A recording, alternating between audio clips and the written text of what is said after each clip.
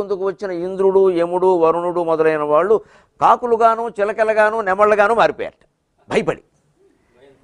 రావణాసుడు సరే ఈయన జితోస్మి అనగానే ఆయన ఇంకా మిసం వెలిపెట్టేసి వెళ్ళిపోయాడు. అప్పుడు ఇంద్రుడు నెమలి రూపం విడిచి బయటకు వచ్చి నెమలికి వరం ఇచ్చాట. నాకు నీ రూపం నాకు ఆశ్చర్యం ఇచ్చింది కాబట్టి నాకుండే 1000 కళ్ళు ఇక నుంచి నీకుంటాయి,